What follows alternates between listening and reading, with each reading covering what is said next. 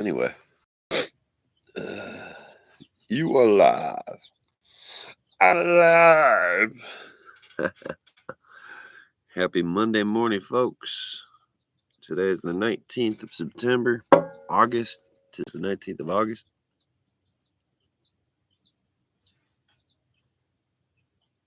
My dog is looking at something very intently. So it kind of caught my eye. I wanted to see what it would be like to do a morning live situation. It's kind of hard to see my face. I'm full brightness. You still can barely see me, but that seems to be a you problem, not a me problem. As always, I don't have much to talk about, and I don't have very much weed to smoke, so I'm here for a limited time and a limited time only.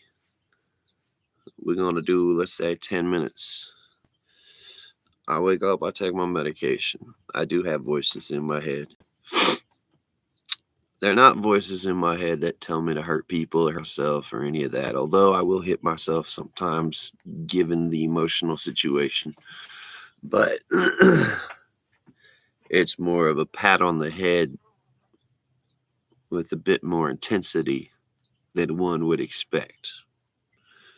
Now, the voices in my head, ironically, they sound like people asking for help. It's kind of like a superhero complex, I guess. But it's like, you know how like you're at the mall and you're trying to walk past stores and you got salespeople trying to sell you. Excuse me, sir. Excuse me, ma'am. Do you have a moment? Excuse me. Do you happen to have a moment? Things like that. I hear that. And my nearest neighbors are well over 2 miles away. And I got to wait for the wind to blow at just the right speed, at just the right angle in order to hear them. And that's on purpose. That's also why I have a service dog. So when I think I hear something, I look at her and she's still asleep and clearly it's in my head. And a lot of you, it is funny. I mean, I'd be laughing if I was on your side of the TV or your side of the screen. Stupid flies. I got a fly situation. I would be laughing if I was on your side of the screen. I mean, shit, it's funny. But given what other people have in comparison to what I have, I tolerate it. And I don't want people to look at it like I'm trying to get more than it's worth out of it. Because, you're outside raking the lawn and then you just spontaneously stop and start looking around and shit. Okay, you thought you heard somebody call your name or something. That's fine. But there are people out there who have to like do some weird shit. They gotta be like, ooh, dun dun, punch us over the balls 2 times, dun dun dun. And that's every time they shut a door.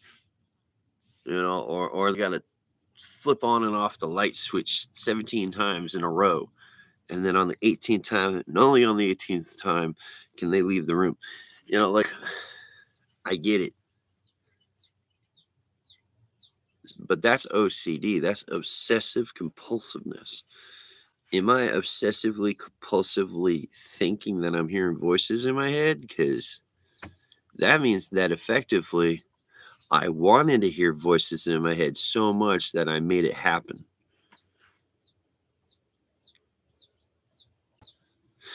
Anyway, I'm a stoner who's a straight edge stoner, all right? I don't drink coffee. I drink Gatorade. In the morning, there is no coffee. There's Gatorade or water. I don't drink alcohol. I drink soda. Sometimes energy drinks. So I guess energy drink would be the equivalent of my alcohol intake.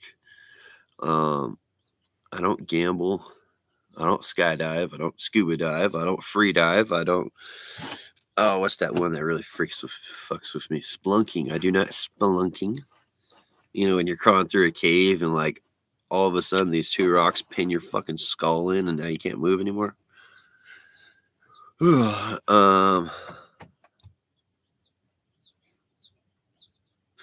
think I'd want to do a panic room or danger room or escape room or whatever the fuck they're called. That might be fun, but I think I'm also putting myself into a situation where I would like Hulk out and start destroying everything with my bare hands real fucking quickly, because there's a fire on the other side of the wall and you're preventing me from being safe. So you need to go through the wall first. Shit like that. I've oftentimes said that if there were a fire,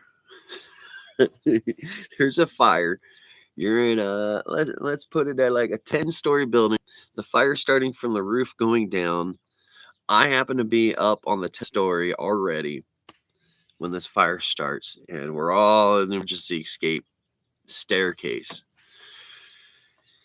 If it's faster for me to kick the fatties down the stairs, I'm kicking the fucking fatties downstairs. If I gotta smash your fucking skull into the wall and knock you unconscious so that way I can get past you, well, that's what I'm fucking doing. Especially if I feel restrained. I don't give a fuck if you die. That's also why I removed myself from society for 5 years, because that's not good. Then again, I acknowledge that. I don't touch planes. I don't touch buses. If I need to go anywhere, I'll take an Amtrak so I can get up and walk around and get rid of the stress and not so angry. I don't put myself in situations where, take for instance, the Social Security building. You can't have a pocket knife on you. You can't have this. You can't have that. So I don't go in. I resist going in. I resist going into a hospital. Because you can't have a pocket knife on you, which means that the crazy dude who doesn't want to get shot up with fucking Thorazine or God knows what, who's now running the hall with his ass cheeks flapping in the wind wearing the little hospital gown, I have to rely on what everybody else has to rely on, which is fair. It's fair. Everybody else has 2 hands and 2 legs, and I get that, but I don't want to get that.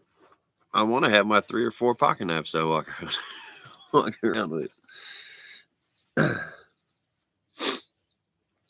Then again, there's some sick fucks out there who have no children whatsoever, but they make damn sure to have a season pass to Disneyland. They make damn sure to have dating profiles or even social profiles with their stupid little fucking Mickey Mouse ears. And you go, oh, cool. You have the money to take your kids to Disneyland. Well, scroll down. What's that?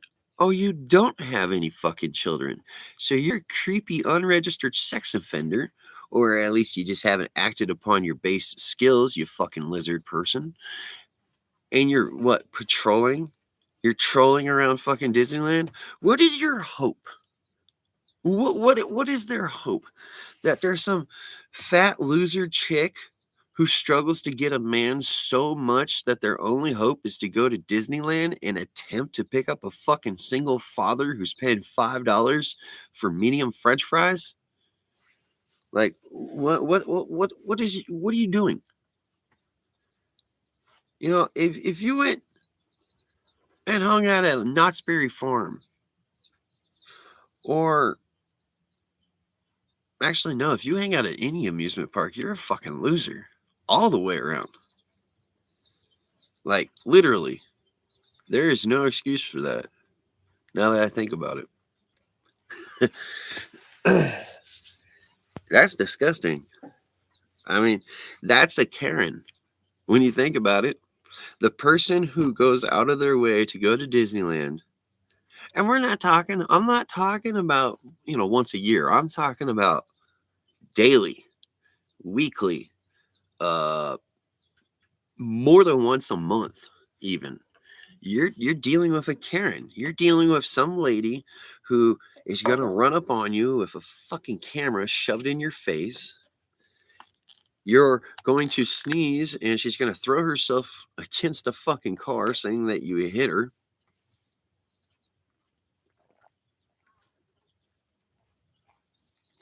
You know, it's funny because I'm somebody who's always been against the dashboard camera, against insurance, against wearing a seatbelt.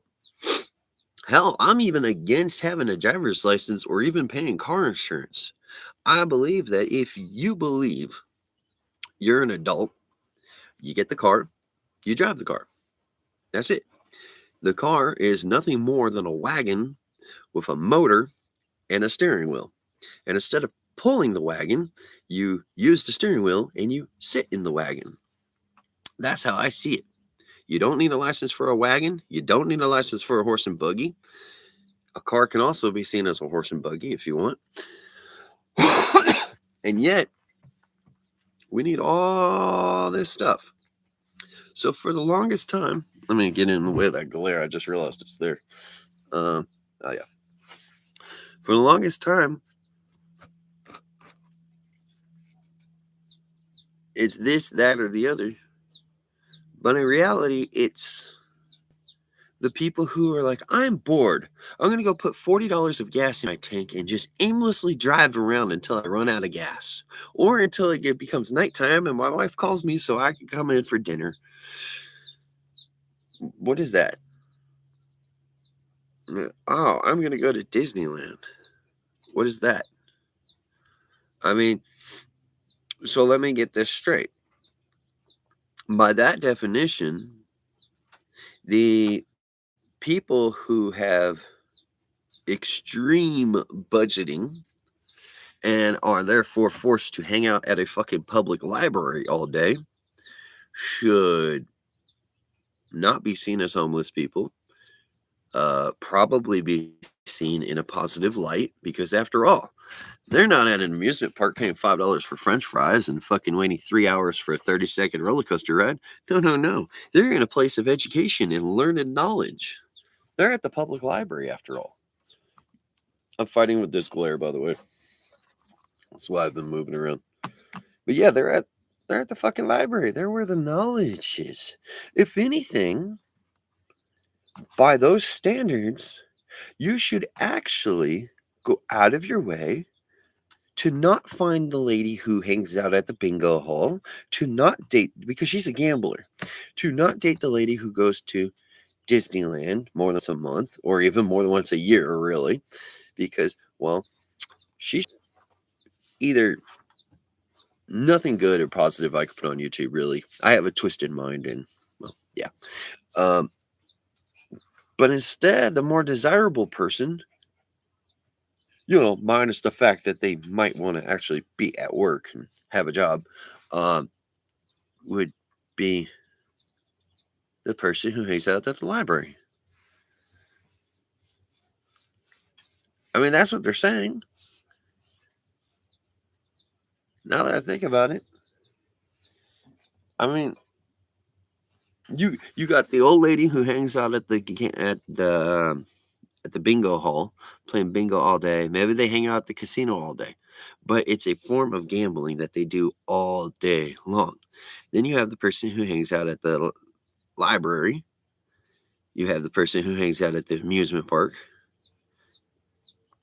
There used to be the mall rats, but that's a thing of the 90s. The mall rats was just mainly teenagers, like 18, 19-year-olds. And you would hang out at the mall. And our purpose for hanging out at the mall, which was a very fucking good purpose. Well, there's a truck driving down the road. Sorry about that. But when you would go to the mall, they would do one of three things. They would give you their application. They would give you a general application, which came from a whole pad of applications. Or they would give you a business card and say, go find the internet.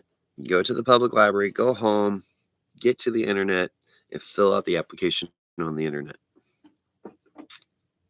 So, my friends and I We would go to the stores that had the pad of general applications, and we would steal those pads of general applications.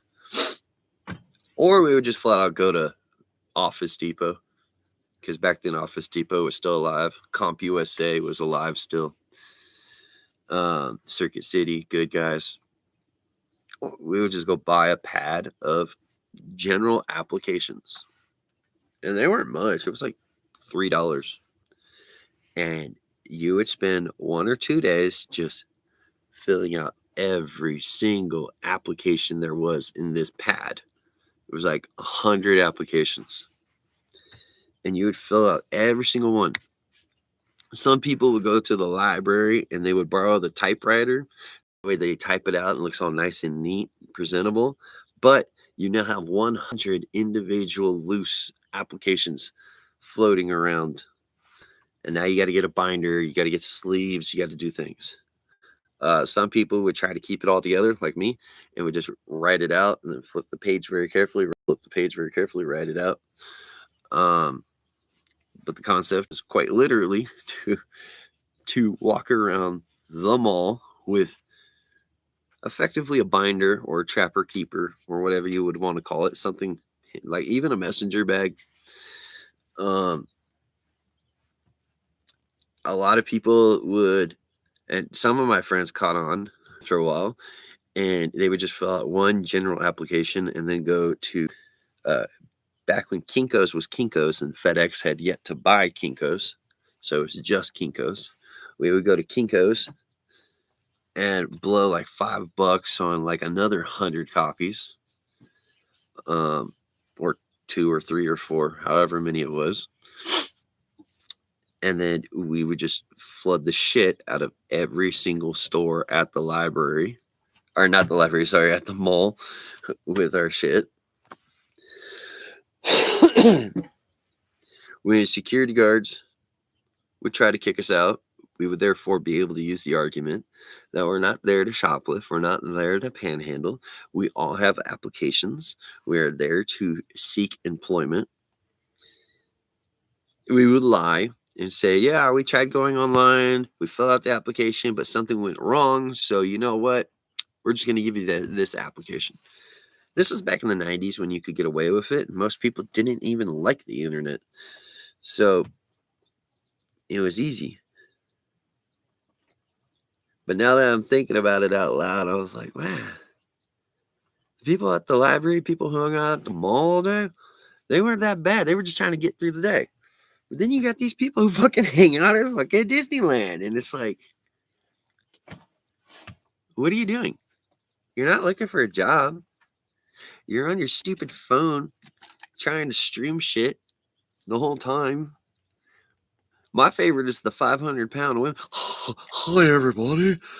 I'm 500 pounds, and I'm at Disneyland, and I'm hoping that people don't make fun of me today. I can't get on the teacups because I'm too fat. And the only thing that I can do is go to this restaurant, but I don't know about these chairs because they can't support a 500-pound woman, so I'm going to sue Disney. No, bitch. Go on a fucking diet. That's what you needs to be doing.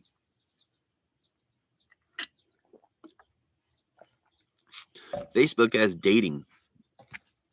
I put on my Facebook dating profile, which is free, by the way, because I have a Facebook account. I put that I have a 250-pound weight limit. No woman shall weigh more than me. And then I got in trouble. I got reported. I said, please change that. That's inappropriate. I said, okay, fine. So I changed it. I said, I weigh 225 pounds. I am 6'1", and I have Scottish Highlander blood. You will never meet or beat me. You will not weigh more than me.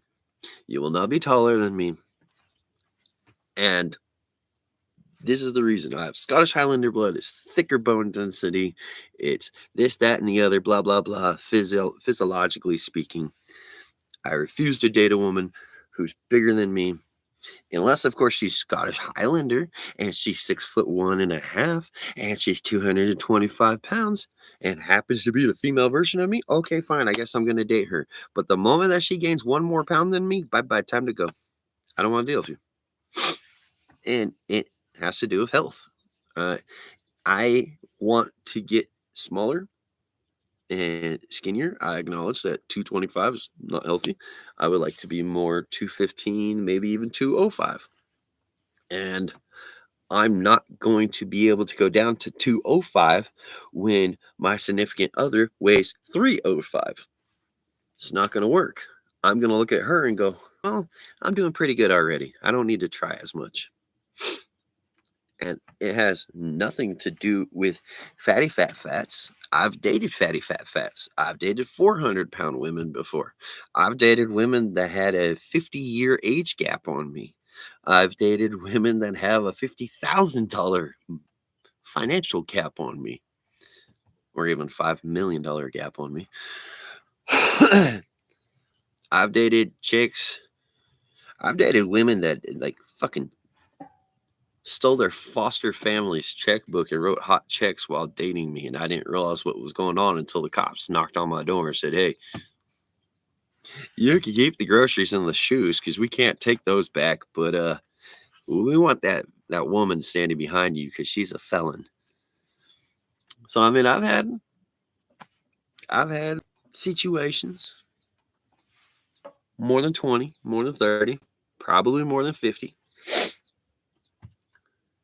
Doesn't mean I'm a whore, but I've been around the block like spokes on a wheel.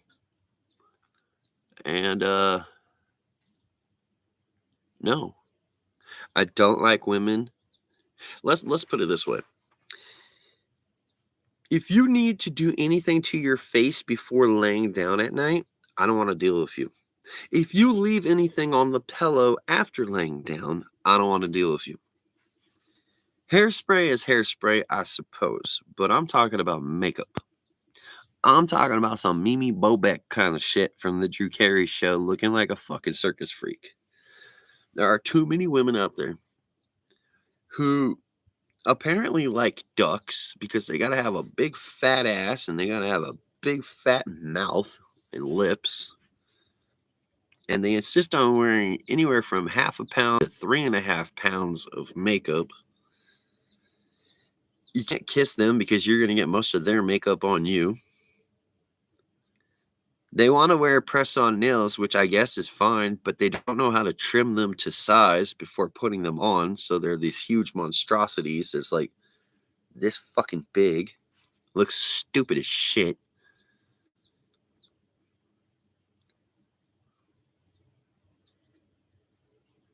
And then my favorite is when they act like something. Don't act like anything.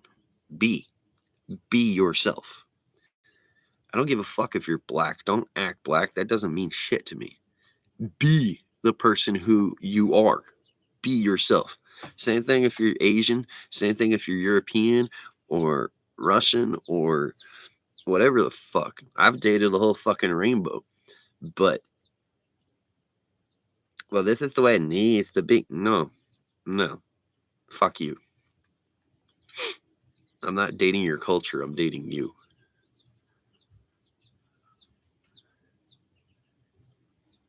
Yeah, I've had a lot of that shit.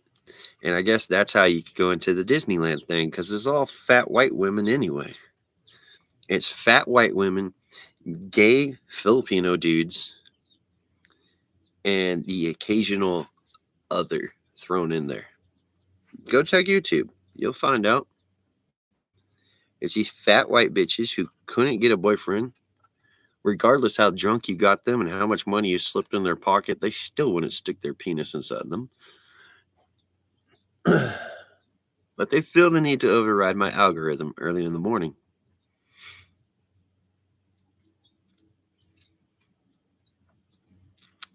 Yeah, it's 8 o'clock in the morning. This is what I'm talking about. Imagine that.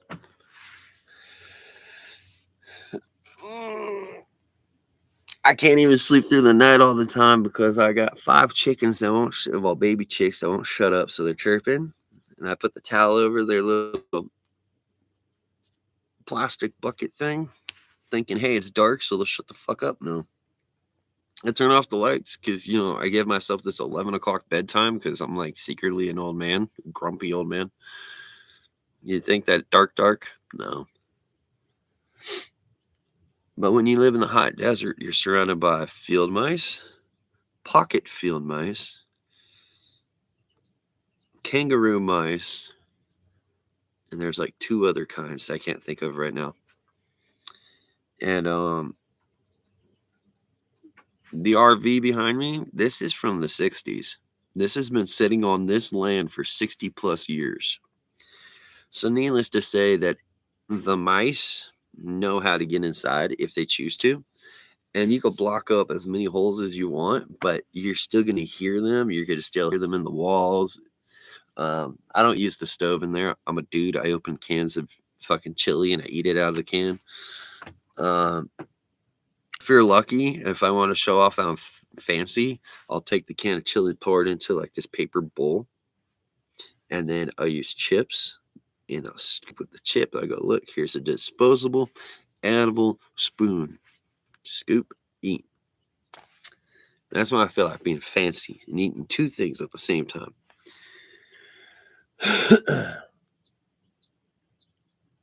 But yeah, I don't use the stove. I don't really cook. I don't ever fucking cook at all. I don't see the point in it. I understand that when there's more people around and that it becomes this social thing and it becomes a group thing and all that, yes, but I'm a single male in his 40s who lives in the desert and doesn't like food to begin with. I eat because my stomach's growling and I know I have to eat to survive.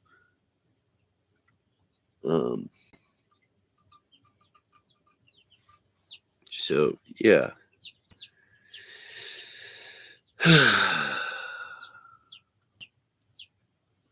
What am I going to do today? Well, it's August, but July was the August. It was like 111 degrees every fucking day. It would never drop below 100 degrees, even at like 2 o'clock in the morning. July was hell. And then August, which is right now,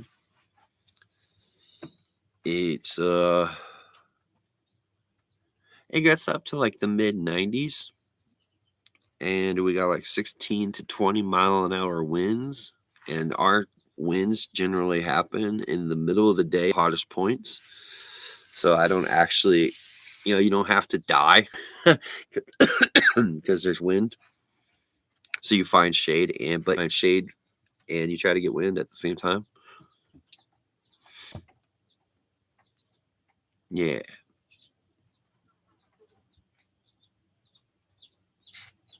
I don't know, dude. I don't want to come on here with a script. I don't want to come on here with, give me money, donate to me. I'm not here for any of that shit. I'm here to kind of, I guess, turn my camera to my friend. And instead of talking to my friend, I'm talking to the camera. And then the camera is linked to YouTube, which is where y'all come in. I don't know. I mean, I got 3 acres. And part of me is like, hey, that'd be kind of cool to get a bunch of people out here. Get like 10 people grand total. And that way, you got like 1 or 2 people. Hey, my contribution to the community is I love going into town. And if you need to go to town, I have the perfect vehicle. We'll all just carpool. Just flip the gas money and we'll carpool. And then you'll have like 2 more people. And they're like, hey, fucking, we're all about bathroom shit. So water, toilet paper, tampons, pads, toothpaste, toothbrush, whatever traditionally goes in the bathroom. That's these 2 people over here. And there's a community bathroom, community shower, community situation, and it's in the middle of the property, and everybody has unlimited access, and it's part of the community. And then you have your stuff and then there's community stuff, and you could come and go as you please, and that doesn't affect the community. And oh no, we lost this one guy who brought us 300 gallons of water every month. Well, that's okay. Somebody else can kind of step in and take on 100 gallons, and then this person steps in and takes on 100 gallons, and then we go and we find a new person and recruit them in, and then they take on 200 gallons, and then both these people are alleviated of some of their stress, their newfound stress. It's just, ironically and truthfully, I've actually been kicked out of like 3 hippie communities. 2 of them were in Oregon, and they said I was too intense. But I go in, I'll give you the one in Grants Pass, because I don't want to blow up the other 2. They deserve whatever lightning strikes them. But the one in Grants Pass was the most horrible one, because it was based out of some lady's house, and it was just a yellow 1-story 3-bedroom 2-bath house that was sitting on a street. They had neighbors, and this lady was like, boom, I'm here. There was no husband. I think he died, because she had an unusual amount of money and was very weird about it. So she buys the house. She immediately opens up her property to all the hippies and all, the transient gutter punk kind of kids. And you got a yurt. You got this pop-up camper trailer thing right here. You got a couple tents in the back. You got maybe 10 people living inside, because they don't even have the money for tents to sleep outside. And the thing that pissed me off the most, it was a father with 3 sons, and like all 3 sons were spitting his of the father, and the sons did not know anything. I mean, just general knowledge questions, general things. I had to teach them about a fucking lighter, and the youngest was in his 20s, and I'm like 25, and I'm like, the orange part is where the gas is, the little rolling part right here. This actually strikes the flint. There's a little piece of flint in there. The little red button is how long you want to keep the gas on / how long you want to keep the flame on. This, that, that's childproof there. This is this.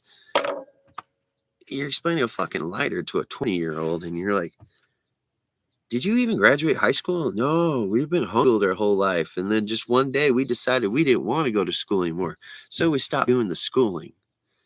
And then the dad's a bigger fuck up than the 3 kids. And I'm like, okay, so here's what we're going to do, okay? You're not going to pound begging for money. We're going to take my Social Security, my disability, and I'm going to go get some pony beads and some fucking pieces of leather, and y'all are going to make some bracelets and necklaces. I'm going to go get some adult coloring books, and you guys are going to color a bunch of pages at home and frame them, the real cheapo dollar store frames, but you could turn around and sell them for $2-3. We go and we get the youngest person there to actually go out and color, so it looks like all these pages were colored by the youngest person here, and they're just trying to provide a living. We're going to go get some cans of spray paint, or do some spray art shit. You kids, you clearly have art, artistic skills. We're going to go do that. And I'm my Social Security, and this is what's going to happen. And we're going to make money. And then our goal is to get tents and blah, blah, blah. And they're just like, no.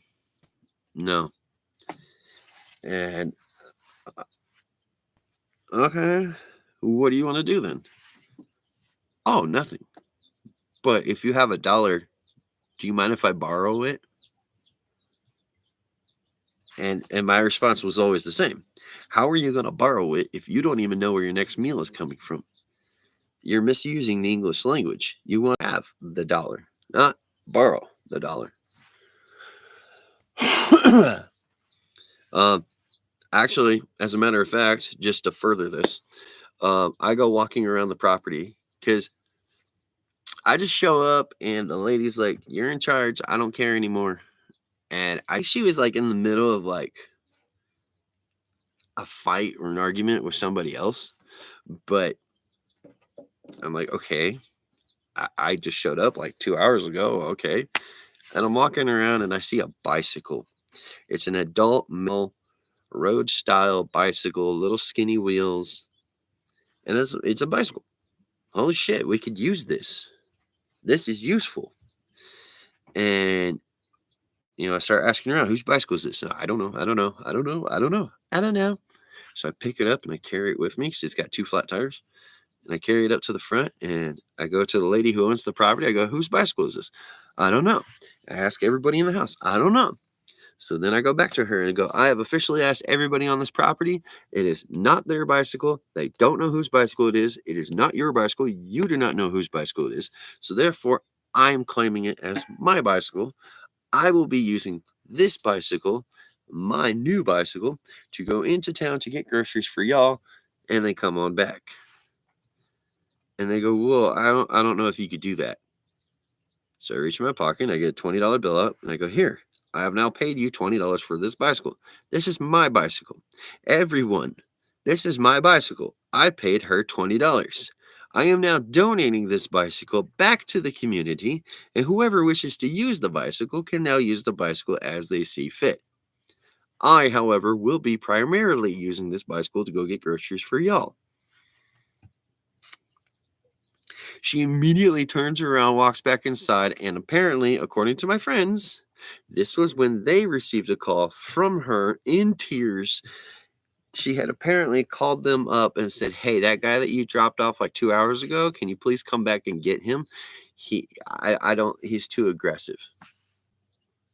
You have 20 homeless people living on one property of land, and the first thing I see when I walk up to knock on the door is like 4 eviction notices from the county. So, what do you want? So, that was one of the 3 times I got kicked out of a hippie commune. I lasted literally 2.5 hours, most.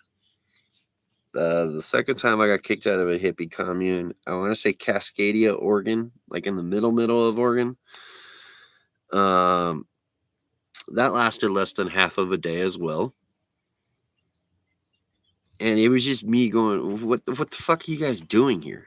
Like, you have no infrastructure. You have no idea what the fuck you're doing. You're flying by the seat of your fucking pants, which would be fine, but you're not following through with your actions. You're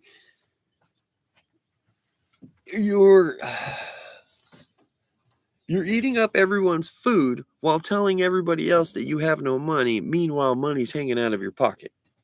You're kind of doing us. So I was very quick to leave that one. And then there was a third commune.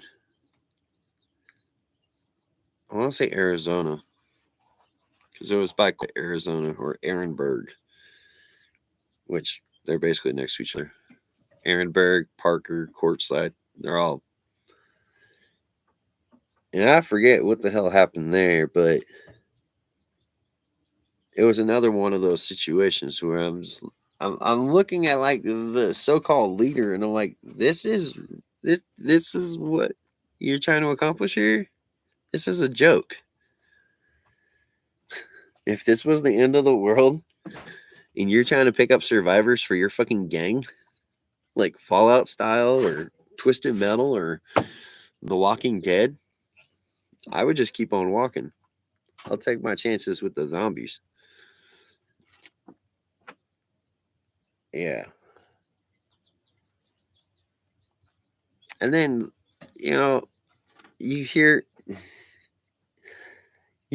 jokes, which means that they're based upon truth. That people like try to start these communes and they try to do these good things and like, oh, it's going to be a commune because I'm lonely and I want to meet other people. Cool, so do I, right on.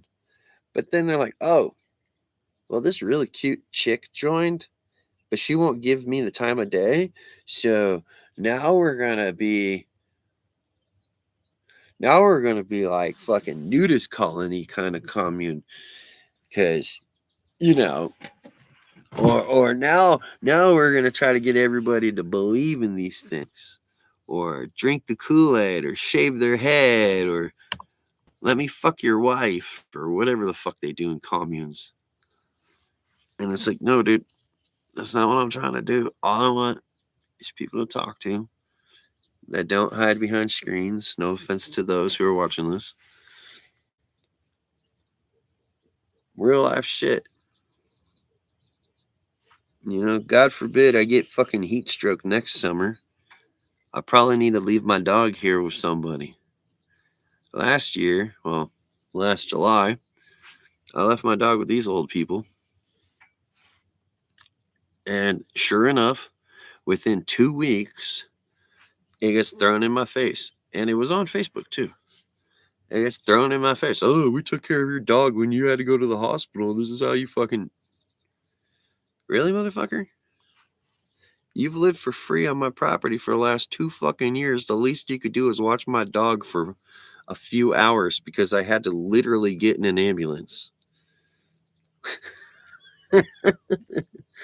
You were homeless. All I got to do is say one fucking sentence and you go back to being homeless. I mean, I don't want to be a dick and all. I'm trying to start a community here.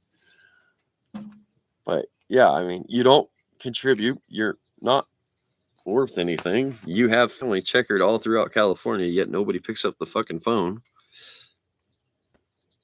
I know how to read between the lines. Do you?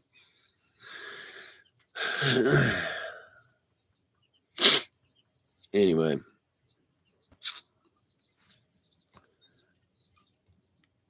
I wanted to do 20 minutes. We're now at 41, and that's good enough. Ooh, dark creepy dude in the shadows. Yeah. Anyway, I don't feel like talking anymore. I came here with nothing, and I got 40 minutes out of something. It's like alchemy. So, love, peace, chicken grease. I'm out. Fuck the corporate world. Something like that.